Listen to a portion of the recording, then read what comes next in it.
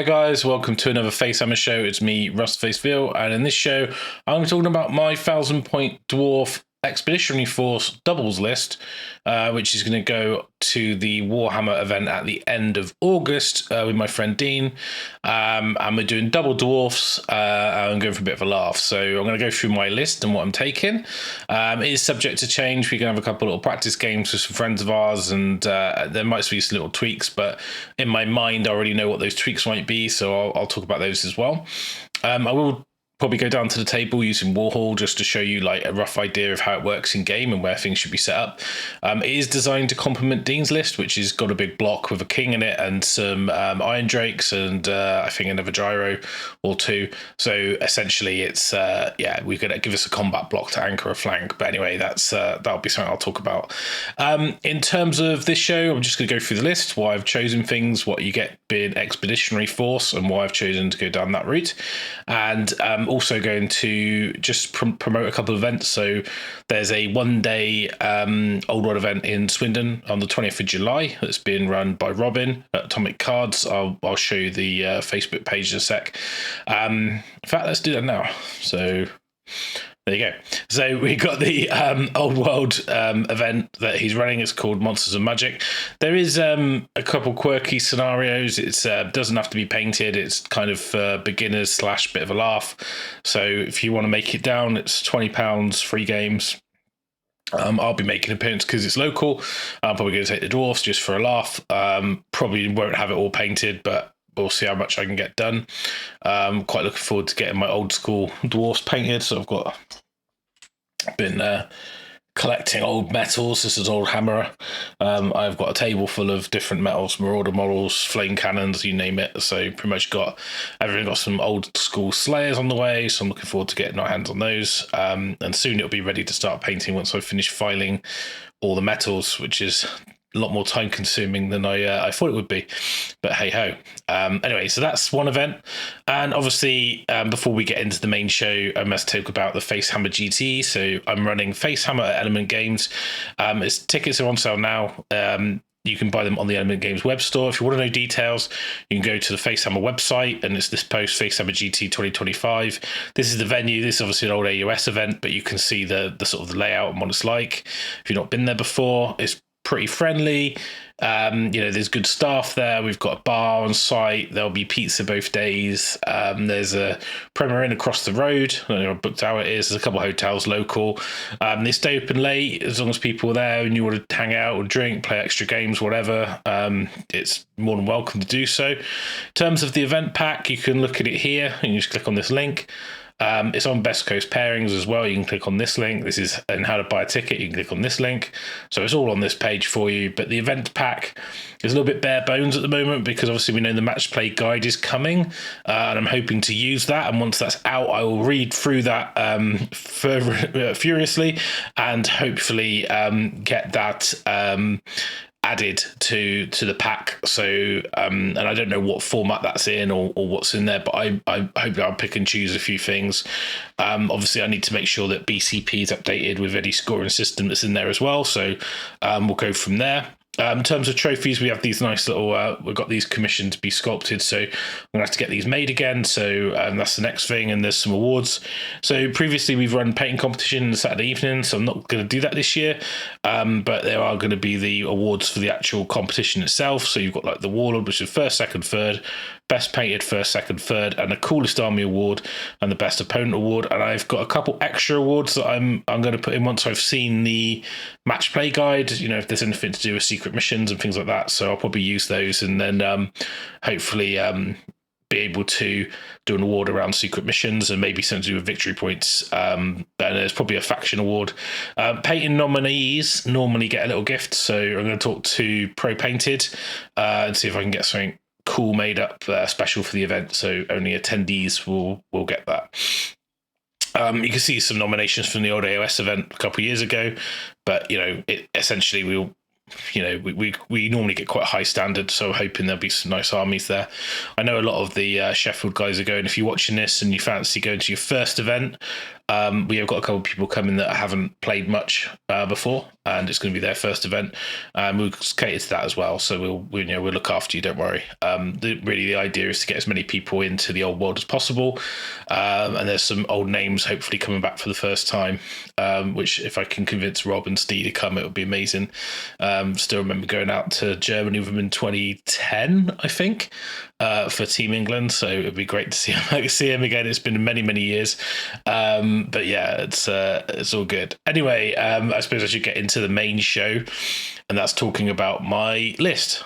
So, Expeditionary Force. So this is my second stab at the list, and just to let you know what you get for Expeditionary Force. So you get to have a unit of Expeditionary Marksmen, which I'll talk about when I get onto the Thunderers. But basically, it's Burlok Dammison is my general, and Burlok Dammison is pretty awesome, especially in Expeditionary Force. So I'll go through him in a second. I'm going to run through overview, then I'll go into detail. Okay, so I've got a Sapper. He's a unit you only take in Expeditionary Force, and he's got a decent gun. I'll talk about this setup as well. A Runesmith, and this is optional. You don't need to have a Runesmith, but he's been swapped out in my list a few times. I'm not sure which is the better option. The 24 Thunderers, which are the with full command shields. These are the core unit, and they're Expeditionary Marksmen, 2 cannons, and 3 gyros. So Burlok Dammison. So why Burlok Dammison? So he's pretty good. He's leadership 10, which is decent. I mean, he's only got 2 wounds, so he's a bit squishy. The idea is hopefully they don't get to your unit. You have to really rely on your shooting being pretty good. So he's got good weapon skill, and toughness is okay, so that kind of protects him a little bit. His hammer's like, yeah, fine in melee, but you don't really care about his melee. So it's an artillery dice strength, and it's -2, so could be strength 10, so it could be pretty cool. Could also misfire and not attack, but that's hey-ho. He does have a shooting attack, which has got armor bane -2, it's strength 3, which is like, yeah, sure. It does D3 hits rather than 1. I think he's BS5. Yeah, he's BS5. So probably going to hit pretty good. But the reason we take this guy is this rule, this range finding optics. So what this does, so if he's once per turn during the shooting phase, a friend unit of Quarters, Thunderers, or a Dwarf or War Machine in command range, that's 10 inches, can reroll any to hit rolls of a 1 or an artillery dice. In addition, Burlok and any unit joined do not suffer the usual hit modifier when shooting at long range. So basically, this means that you don't have any range penalties on your shooting. And with the Thunderers, that's really good. So you do no penalties for long range. And also, he's this reroll 1s is really good on the unit, because you want to get as many wound rolls as you can and fish for 6s, so you get the extra armor bane from the rune priest. So basically, this makes the unit a lot more effective at shooting. It's also quite nice to save a war machine. So if you roll your cannons first and you roll a misfire, you can use this to re-roll out of it, but then you lose the reroll 1s on the Thunderers. So it's up to you, but I mean, at least it gives you an option. The other thing he's got is prepared positions, so which allows you to entrench a war machine and a single unit of Quarrels or Thunderers. You're behind partial cover, so that's extra minuses to be shot at. You're defending a low linear obstacle. Now, a low linear obstacle is difficult terrain, so anyone charging you would roll 2 dice, pick the lowest, and take 1 inch off their movement. And also, they would be disrupted if they charge you, so they don't gain a rank bonus. So it's kind of pretty decent. Obviously, if you move, you lose it, and you're probably going to move straight away.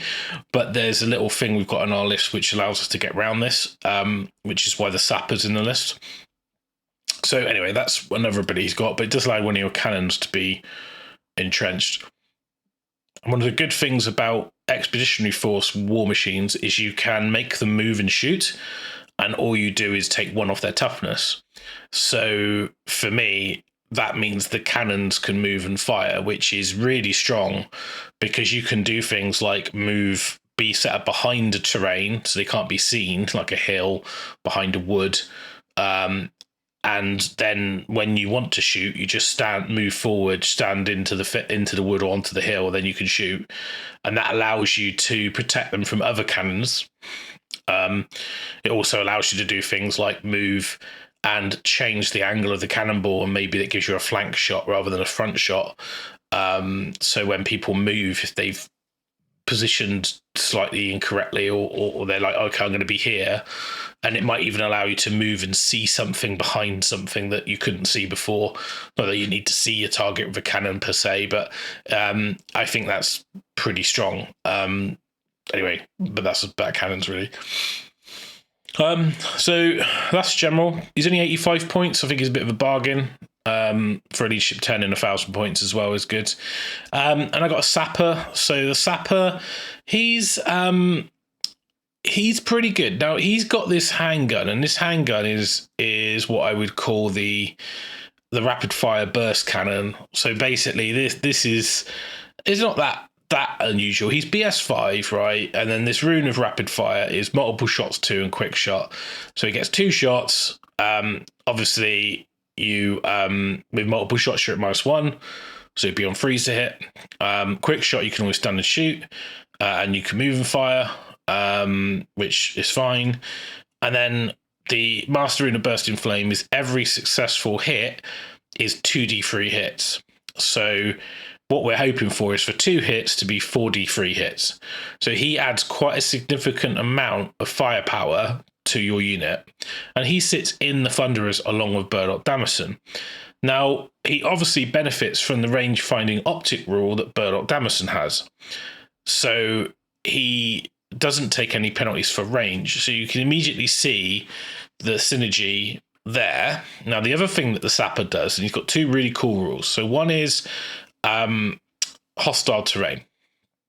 So he's got the hostile terrain rule, and any model that ends its movement in the command range, which is 9 inches, 1 or more characters that are not fleeing or engaged. So he counts if you charge the unit and he's in it, then you won't get to do that, but they take a dangerous terrain. Now, some of the things you can do if you're about to take a charge for a big block, you could just leave the unit and stand an inch behind it. One, it stops your unit being pushed back. It also gives you a speed bump if your unit for somehow flees, so they'll get caught on the engineer.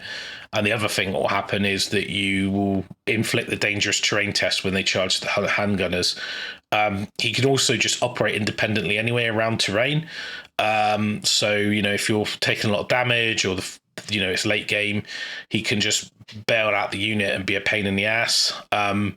Obviously his shooting is fairly significant, so you want to leave him in the unit if you can, but he can obviously leave the unit and shoot, and can't be targeted. I think he's got the same rule. No, he doesn't have the rule for engineers where he can hide by war machines. But then you've got this dig-in rule. So this allows you in your command phase to take a leadership test, and if you pass it, then you entrench your unit. So this allows you to re-entrench your handgunners. I believe you can't, it says any command subphase, but I'm pretty sure the command subphase, this is obviously old world builder, so it might not be exactly as the rule book, but I believe it says here the active player chooses a unit to use their ability. So I don't think you do it in your opponent's turn, even though it says any. But it's still pretty good. So you can re-entrench your handgunners. And again, that gives you the benefit of being behind an obstacle, and all the stuff that we mentioned. So when you're in position and you've got a good field of fire, and then they're going to come at you next turn, you just entrench your unit up, and then that gives you all those bonuses again. And you don't necessarily need to move turn 1 to get a shot off, but you can do that and then still entrench before they get charges on you. So pretty good. Runesmith, so he's only got full plate and a shield. He's a great weapon. You don't have to give him the great weapon. He can just use hand weapon shield for defense, but I just gave him to him for whatever reason. He's got no runes. You could take a spell breaking rune or something like that, but you start to run out of points, and really it's just good to have more things, in my opinion. Real reason he's in the list, it gives you some unbind power. to try and get rid of anything. It also gives you magic resistance 2, so it makes him a little bit more difficult to cast fireballs and things like that at you. He's also gives the unit this Forge Fire rule. And what this does is that any unit gains Armor Bane 2 and Flaming attacks. So that makes your handgunners Armor Bane 3, or maybe 4 actually. I keep calling them handgunners. They're thunderers, you know what I mean? Yeah, so it'll make them Armor Bane 3. So if you roll a 6 to wound, they are oh yes, the crossbows are Armor Bane 2, but they don't have the normal -1. So there'll be -4 armor save. So that should kill pretty much any heavy cavalry if you roll a 6. So you're pretty, that's pretty decent. So that's why he's in the list. He's optional. You could put in another engineer. You could put in a Thane. And because they get 75 points of gear, you can make a double shot, no modifiers, bolt thrower Thane, which I'll show you in a different list in a second. Yeah, so then you've got your Thunderers as your core. You've got full command in there. You can't put runes on them. It's a bit unfortunate. They've got heavy armor and shields, and they get Expeditionary Marksman. And this is one of the rules you get for being Expeditionary Force. And this allows you to not suffer any negative to hit models for moving and shooting. So that essentially means that you only get your straight rolls, because you've got no minuses for range, you've got no minuses for moving and shooting, and handguns, the Thunderers handguns, are cumbersome. So that would normally be -2. So that's a really, really strong upgrade for this unit for like 25 points for the unit, or 24 points I should say. So it's really good. I think this unit churns out quite a bit of damage, but the real star is that sapper with that explosive gun. But that, you know, having more shooting in the unit is decent.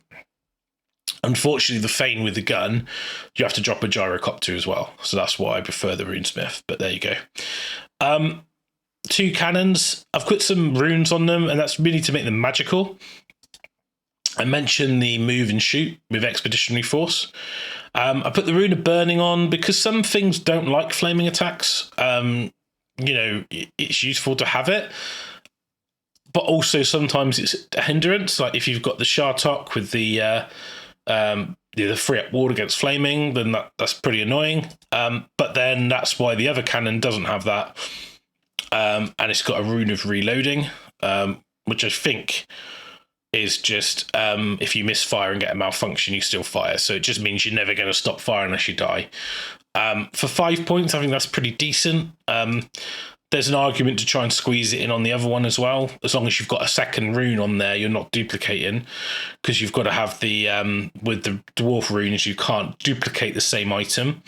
So you can't just stick the rune of burning on both, because then they're the same. So you've got to make them slightly different. So a 5-point thing, you just stick it on to make it different. And then there's all the free, so you never max them free and things like that. So gyrocopters, all with brimstone guns. Again, you could change them out. I actually think this is the best gun. You know, D3 +1 shots, they're flaming, they're strength 5 and -2, they've got quick shot, 18-inch range is decent. I don't think you need to take the other guns. Clatter guns, if you look at them, they're okay, but they're D6 shots, and it's like, well, could roll a 1, and it's like, I don't know. It's only strength 4, so -1. I don't see why you'd pay more points for it. If it was the same points, yeah, sure. And the steam gun is a breath weapon, and the templates are pretty crap in this edition, purely because the bases have got bigger. And I don't think the rules are kind of similar to how they used to be, and they weren't very good anyway. So I think that maybe in a new edition, they need to think about partial hits and how that works, because honestly, template weapons are pretty atrocious. That's why, like, the flame cannon is just absolutely awful. I love the old model that I've got, but I don't think I'd ever see it on the table. It used to be D3 wounds and cause panic, and now it doesn't do that. So it's like, well, and the template hits less. and it's pretty hard to hit stuff with the template as well, because you normally firing directly on and you want to be firing sideways. Anyway, so yeah, so brimstone guns for me all the way. Got 3 gyros. Some tournaments do the rule of 3. You could go mad and spam gyrocopters. You could do an expeditionary force where you've got them all in your core as well as scout gyrocopters and things, but I've only got so much money to buy the old metal gyrocopter at like 40-50 quid a pop, and that's a good price. So I've got 3 now, so this is what I'm taking. But anyway, I don't really like gyrocopter spam anyway. They're really good gyrocopters. I mean, yeah, you know, they're fly 9. They've got fire and flee, which allows you to shoot and run away. They do impact hits. They've got MR, obviously, because they're dwarfs. They've got swift stride. They've got vanguard. So they're just really good. They're monstrous cavalry, so they've got a 360-degree charge. They've got a 360-degree line of sight. They're tough as 5, 3 wounds, 4 up armor save. They're just really good for 65 points. So like, they're just really good at harassing. And they're actually, it's a bit like in Total War Warhammer. They're pretty much make the dwarfs able to play the game. Without anything like this, you've got no playstyle other than castle. What's good about these is you can actually go out and hunt things. They can, you know, get in the way. You can do your fire and flee. And then when you flee from a charge, people go their full distance. So you can even use them to bait them into range of your handgunners.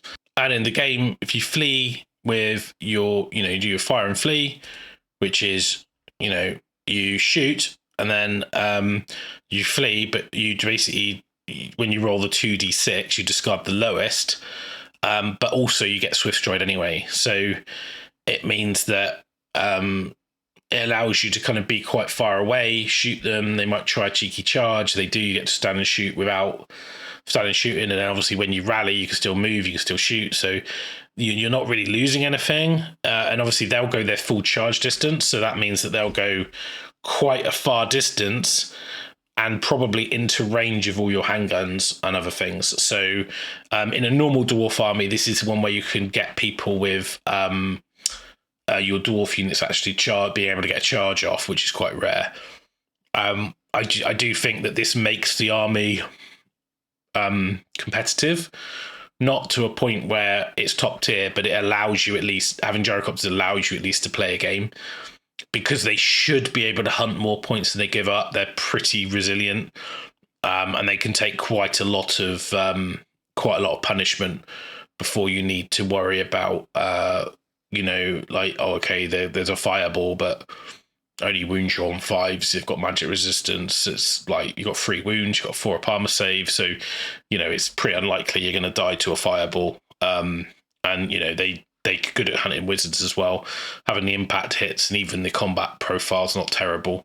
They also have a dive bomb rule, which is quite fun. So once per game, you can do a dive bomb attack against a single enemy unit that is not engaged. So basically you fly over the unit. They take D6 strength 3 hits with Mapier -1.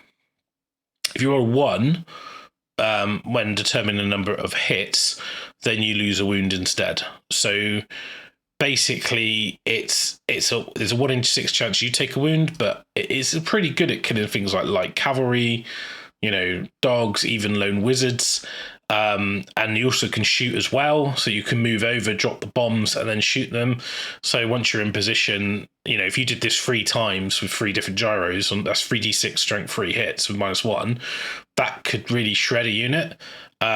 So I do think this is also a very good rule. It's once per game, but that's generally where you need it. So I think these are great. Like, they're just fantastic units. So I've got 3 of them, because why wouldn't you? That's basically the list. The alternate list, just excuse all my other random lists here, has got this Thane. Now, I wanted to talk to you about this guy. So he's basically got a handgun with these runes. So he's got the rune of piercing, and that makes his weapon have +1 strength. So it'd be a strength 5 handgun, and it shoots like a bolt thrower with fire and through, which means it penetrates ranks. Then you've got the rune of accuracy, which means you don't take any negative to hit modifiers. He's only BS4, but that means you're always hitting on a 3+, regardless. Doesn't matter. If you've moved, you're at long range, they're in card cover, it doesn't matter, it's freeze. And you've got the rune of rapid fire. Again, you get multiple shots, which means you're -1, but you don't care because you've got accuracy. And quick shot, so you're going to stand and shoot with it. That gives you 2 shots. So it gives you 2 bolt thrower handgun shots. And the idea of this guy is he can set up pretty independent and just try and maneuver into flanks. And he's still a Thane. So he's not easy to kill. Or he can just sit in the unit and just shoot with the rest of the guys. He's just a bit expensive. That's the only reason. You know, the fact I can get a gyrocopter. Is a gyrocopter going to be more maneuverable and do more damage than this guy? Probably.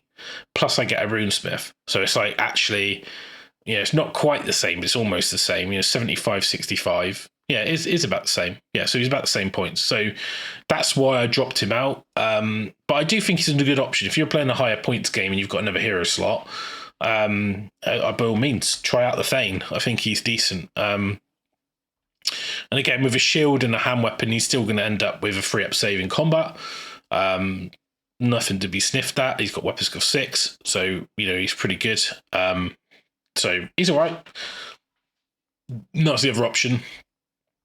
You can as well, if you really want to, and I don't recommend it. It depends if you think you're going to get value. So one of the rules that Expeditionary Force has with miners is you can put a mine entrance down with an extra token per unit. So if you take 1 unit of miners, you get 2 markers.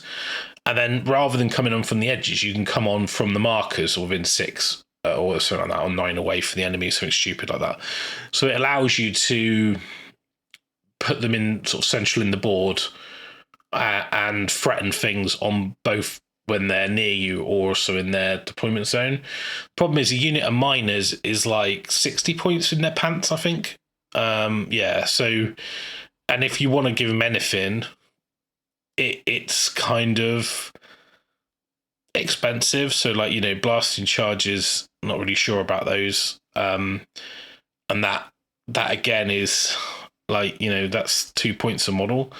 So that puts them up to 10 points for 5 guys. That's 70 points. Is that going to do more than a gyrocopter? No. So that's why I take a gyrocopter. But you could do it if you were worried about getting towards war machines at the back. But I just think the gyrocopter will get there quicker and do it better. So I just think you use the gyros or shoot them in your own cannons. So I don't think you need it. But it's an option if you fancied it. You could drop the cannons, maybe droppable. I mean, they're not great dwarf cannons, only D3 damage. It's the high strength's decent. But you could add in there, for example, you could go for bolt throwers as they're cheaper. And then you could put, with the extra points, you could put unit of miners in. But I just don't think the bolt throwers are very good because you got to hit. And you'll get, even if you move and shoot, you're -1. Then you're at long range, another -1, cover, so 6s. Like, it's just not, they're just not very good. That's why they're cheap, right? You basically shoot as well as a goblin bolt thrower, which doesn't really sit well with me because I really think they should be BS4. But hey ho, they're not. So yeah, so I don't really rate bolt throwers. There's no real runes to help them either. Good thing about a cannon, you move and shoot, it doesn't really matter. It's like you just roll the artillery dice, so they're a lot more accurate, they do a lot more damage, so I prefer them. You could go with grudge throwers, but they're not much cheaper, 5 points cheaper. And again, they're a lot less accurate. They do more damage if you hit, but they only hit 33% of the time, so it's a lot lower odds. It's slightly better than that if you take into account the scatter might land on them, but yeah, generally it's a 2 in 6 chance of rolling a hit. So yeah, it's just like 33% of the time it will hit. So you could go for 2 grudge throwers. Sure, I mean it's up to you. I don't really rate it. In terms of rare units, you do, again, I mentioned the flame cannon. It's just not worth taking. I think the organ gun's all right. I think it's better than what people think it is. You can't put runes on them, which is a bit of a shame. The gyro bomber, yeah, I don't think it's worth it. You're slower. You're a monstrous creature, so you actually have to wheel and things rather than just move and twist wherever you want to be. It has got a better bombing run, so I think the bombing run in here is, you know, you can do it each turn, I believe, and then you roll a dice, and then you could put the large blast, or you know, you can do something else. But I just don't. I'm not sure that this being movement 8 and trying to get in position, and you haven't got Vanguard, you know, it's like how like your close order, which is fine, but you've only got 4 wounds, so you're not even going to get a combat bonus for that. It just makes you shit at moving. It's got a steam gun. I think you can upgrade it, but again, it's fine. It's got an extra wound. But I just don't rate it for the extra points. I think you're better off with a standard gyro. I mean, it's almost like 50% more expensive, basically. So yeah. Anyway, so I think in terms of other options, the only other thing you could do is a bit renegade, is to take Doomseekers as screening shields for your gunners. Obviously, they might give the opponent cover, so you need to keep them quite wide. But what they'll do is they'll allow you to run in front of your unit to become a speed bump.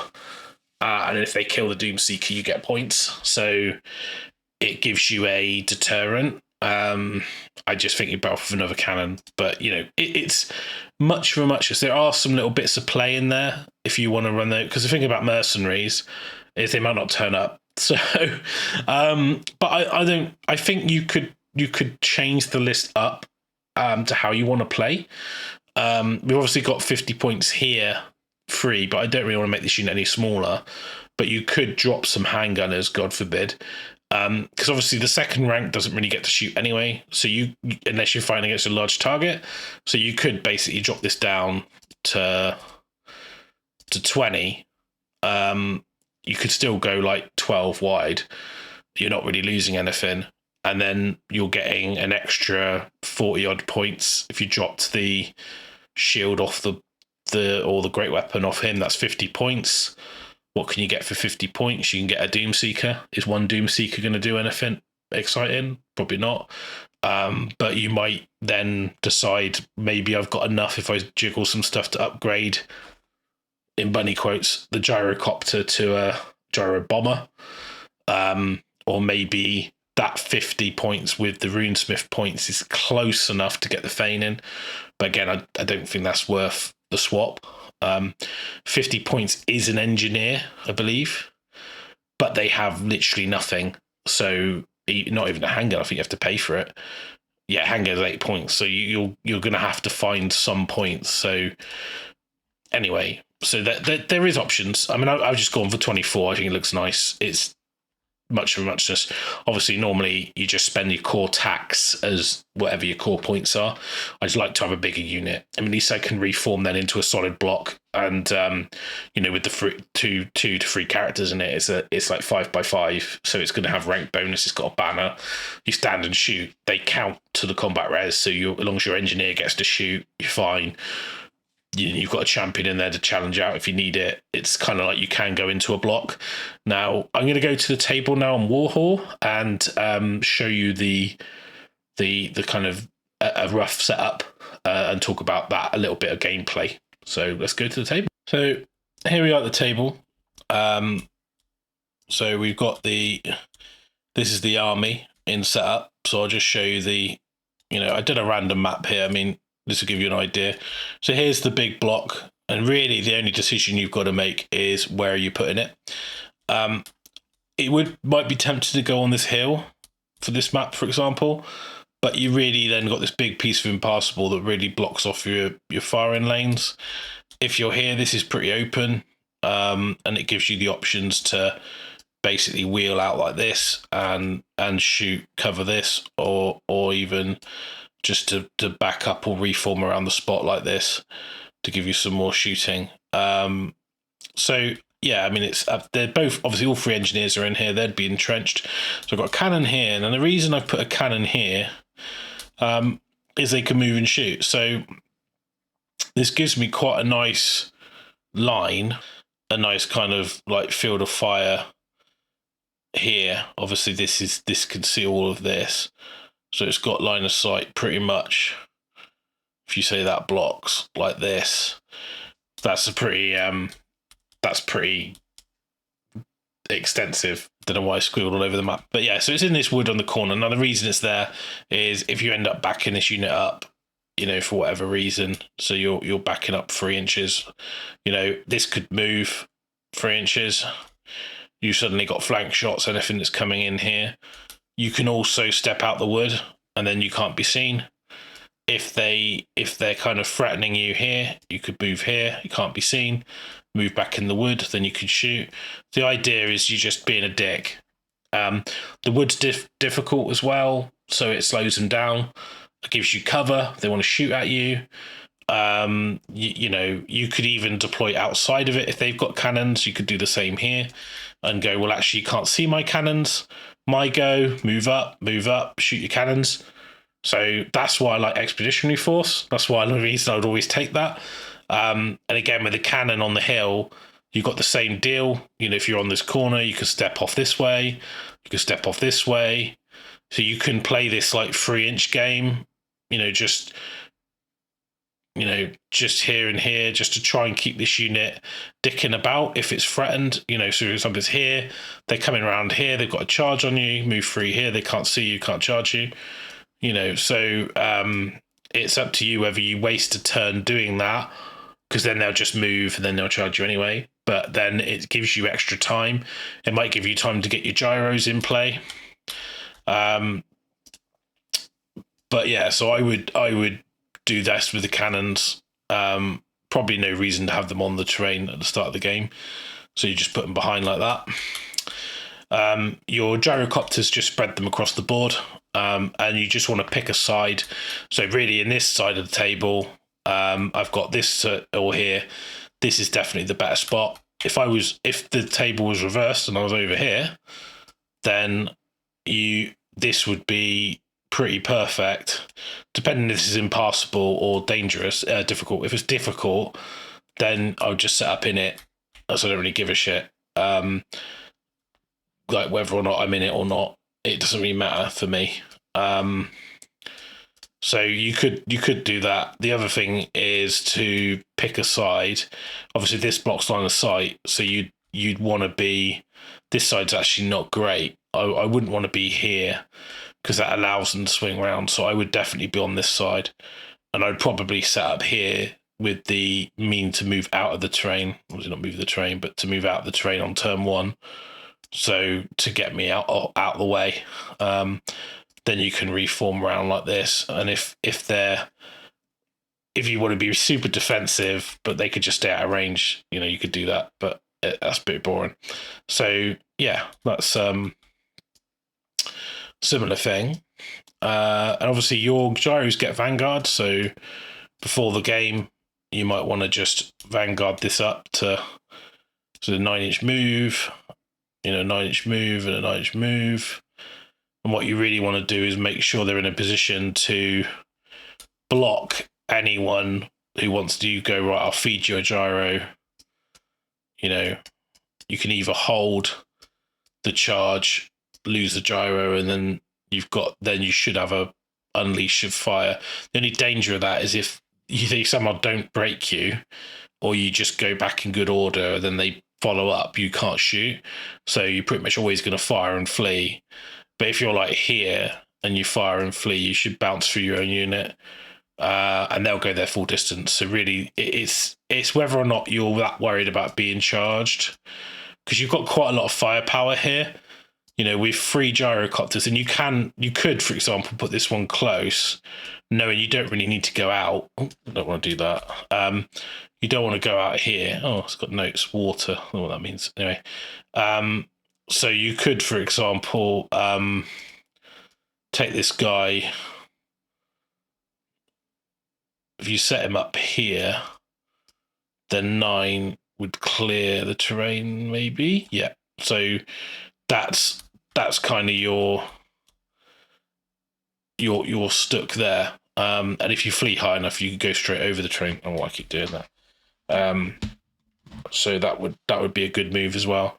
But basically, that's it's not that difficult to understand. One thing I would say about the position of characters in the unit, so like you've got the Runesmith, I think I've put there, and I think I've put the Sapper, could be on either side really. So I'd probably put the Sapper on this flank, because if you think you're going to move this way, but maybe here. And then the Burlok, you just want him in range of one of the cannons, if not both.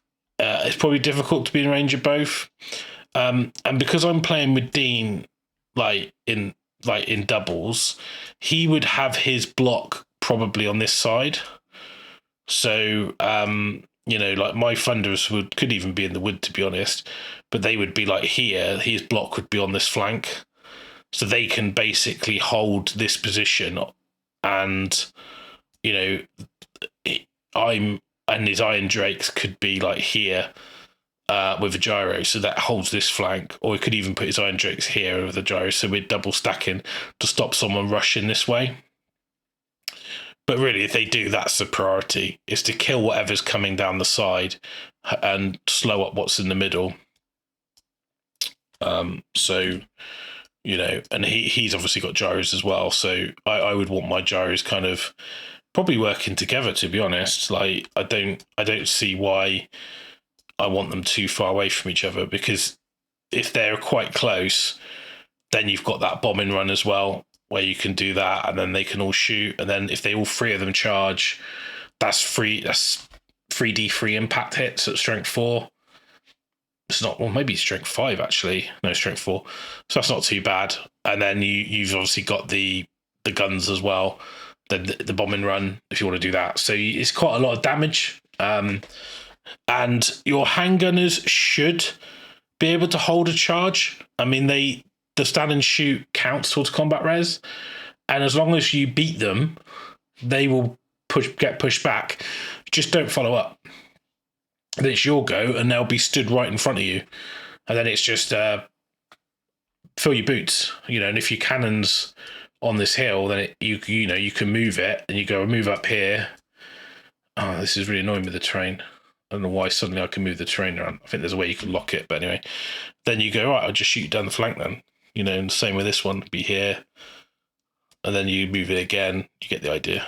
And then, shoot down the side. These can even back up and shoot, because you get no penalties. Or you could just entrench yourselves. And, the gyrocopters, you could even, they'll just fly in, and you might even be able to back up, put gyro in front. And what that allows you to do is, you can't join the unit, at least they'll charge the gyro, you fire and flee, then they're in front of your handgunners again. They go into your handgunners, you can't stand and shoot. So it's up to you. I mean, they don't have quick shots, so if they're that close, then you can do it. Although the guy with the burst cannon does have quick shots, so. But that's kind of the idea. Obviously, if someone takes a dragon 1,000 points, you're going to have to shoot it with everything and hope you kill it. Not really the best strategy, but what else can you do? And if they charge your block, stand and shoot, challenge out with the champion, hope they fluff and they break. If they don't, you're probably going to lose everything. Again, you could bail your characters out, so you can play the run around game. They're only movement 6 though, so yeah, good luck with that. A bit slow. That's where like dwarfs, Dean's Fane and Longbeards come in, because basically he could set them up to flank if they charge this block and I hold. And you don't really want to be flanked by Longbeards with a king in it, and a BSB. So it's like, yeah, it's quite a lot of combat res in that unit and very big hard characters. So that's kind of the plan. And then the gyros, what's good, if they break, and you've got gyrocopters kicking around, they can charge those fleeing enemies off.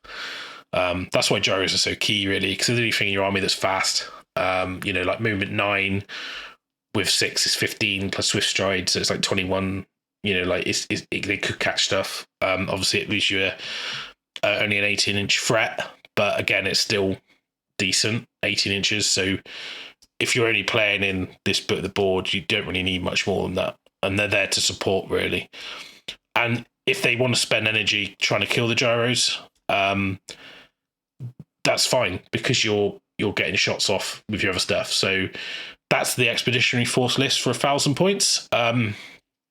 If I was going to take it to 2,000, I'd probably basically expand on this. One of the biggest issues it has, you do not have a good block of infantry to anchor your flank or anything like that, or you can't take a king.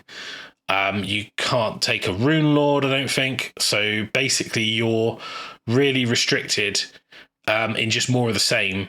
So you might take some Bugman's Rangers, or the Dwarf Rangers. They're not really Bugman's Rangers, are they? And then, you could take... what else do you have the opportunity to take? So, yeah, you wouldn't really take anything in there. Special-wise, I think Miners is your best combat unit you can take. It's just War Machines and Gyrocopters. And then characters, you can take Thorgrim Olexson, who's probably your best hero you could take.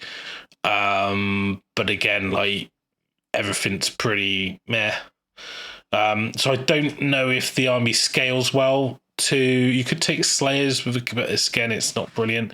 They don't fight well, but they might hold up and do damage. So I don't know if the army scales well to 2,000 points. I think it kind of falls off a bit. I think it's very strong at 1,000, and I think as soon as you start getting into bigger point games, people have got scary things you can't deal with, and you haven't got enough combat presence to actually stand and shoot, or so stand and fight anything. I don't know if anyone's played 2,000 Expeditionary Force, but I think at low points game it's quite strong. I would argue it's a strong list. But we'll see. So the doubles tournament we're going to, one of us has to take Grand Army. So Dean's in Grand Army, I'm in Expeditionary Force, because it follows the Allies rules from the actual game, which is quite an interesting concept, that you have to pick a Grand Army list and then your allied contingent follows the same rules. So he's Grand Army. I think I've got his list here, actually. I'm going to do a show with him on it, but we were talking about it. This is an old version.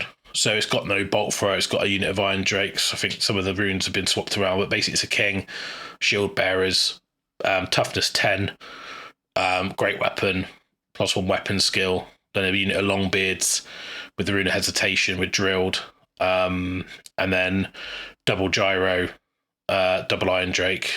That's it. And then Fane BSB. I think he's no longer got the rune of Grungy, which gives him a 5-up ward. He might still have that. I don't know, but it's something like that. So yeah, so Fane BSB and a king and a unit of Longbeards, and then 2 gyros and 2 units of Iron Drakes with troll hammers. Although there has been a leak talking about what the FAQ might be, and there's some talk about troll hammer torpedoes being changed.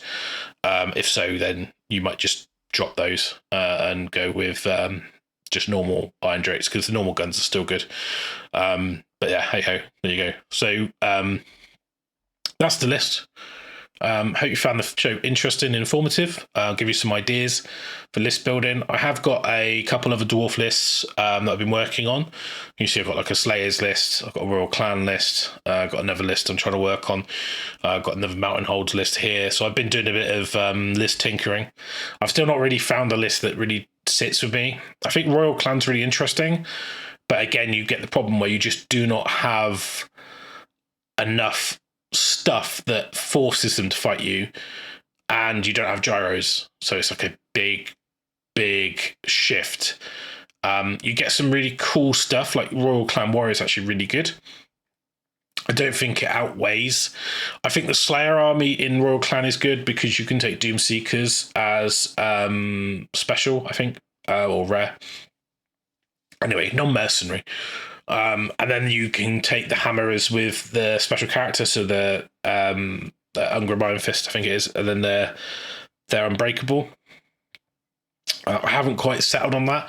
I want to play a game with it, and then I'll give you my feedback. I think there's a way you can play with it where you will win games, but you have to be super aggressive, and you have to utilize drilled and marching column. But I don't want to play it first. I don't want to do a show on it and someone go out and buy it, God forbid, and then they play it and go, this is shit. So I want to give that a game before I actually reveal that, because I think it's one of those lists that you could easily lose games all the time, and not have a lot of ways to get anything. I might even take it to that one day if I feel brave enough. I'm not sure I do, but I will have a think. I'm going to take a dwarf army of some description, and then I've got dwarfs at the end of the month in August. So I've got like 2 events coming up, both with dwarfs. So it's going to be a bit of a learning curve. I'm going to do a show talking about my old school project where I'm collecting the old school models. I've got the original Burlok Dammison, I've got the old Marauder handgunners, things like that. So my army will be all metals from 4th edition. So I'm going to do a show on that once I've got some, models finishly assembled with the basing and everything, and I can talk about the painting and stuff like that. And I want to go through the old 4th edition rulebook and show you that off. But anyway, again, reminders: Facehammer GT September. Please come. I want to sell tickets. I want to get like 50, 60 people. If it's 30, that's fine. It'll still be good. I'd rather have more if I can. I'd like to get anyone new, not been to an event before, please let us know. Byron, I think, is going to be playing it. He's not played before at an event. A couple of old guys used to play back in the day. I want to get them there. Terry's going to come up. He's not played an event before. Hopefully get some other people, and then we can take people through, and I'm not playing, so I'm going to be just going around the room, help with questions. Most of the people I know that are going are super helpful.